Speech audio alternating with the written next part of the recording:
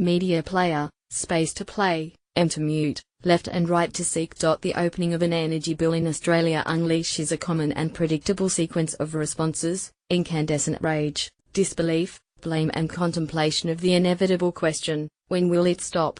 The same question has lately exercised the minds of those running the Australian government too.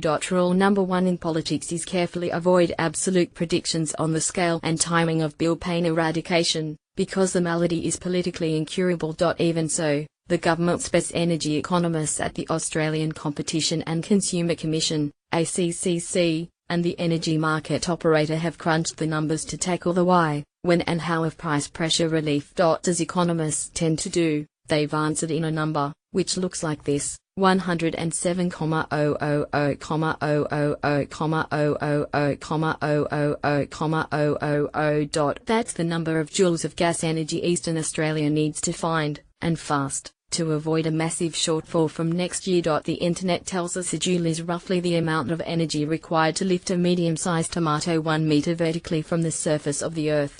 Add the 15 zeros and multiply by 107, and the extent of the East Coast's woes make for a gigantic, national, tomato elevation inadequacy. For ease of comprehension, economists don't work on scales of tomatoes, nor in zeros. They instead prefer to measure joules by the quadrillion, simply called petajoule.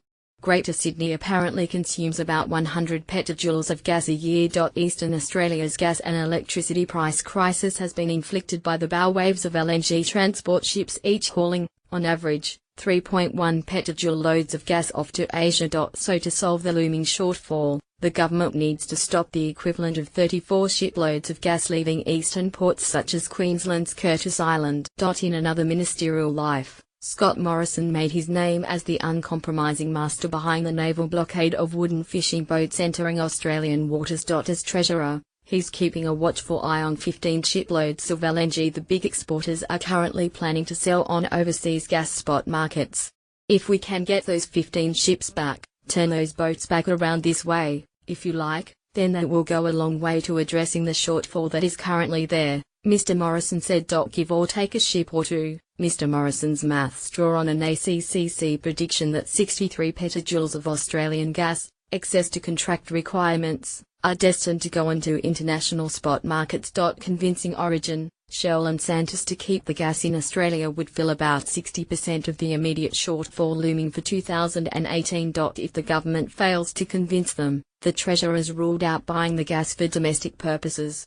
The answer is not to import gas we've sold overseas, to pump it back in on terminals. Just think of the transport costs alone, Mr. Morrison said. Of course, the physical importation of gas Australia has already exported is precisely what the government will not allow to happen. It's pointing the never-before-used weapon of export control orders directly at the big gas companies to extract a backdown. Either they agree to sell the 107 petajoules for domestic uses, or the weapon gets triggered by November. Government sources have made it clear committing an armed hold-up on global gas market is not their preferred option. It's risky and could backfire in the form of legal challenges or a loss of investor confidence, leaving the Prime Minister and his Energy Minister Josh Frydenberg no more than 1 to 2 months to persuade some of the world's most savvy negotiators to see things their way. Even if the gas exporters blink this year, they won't have found a permanent solution to a persistent problem. Australians need the most gas where it's in least supply. As industrial and population hubs, NSW and Victoria are woefully undercooked for gas supply and are resisting all Commonwealth entreaties to exploit known underground pockets of coal seam gas.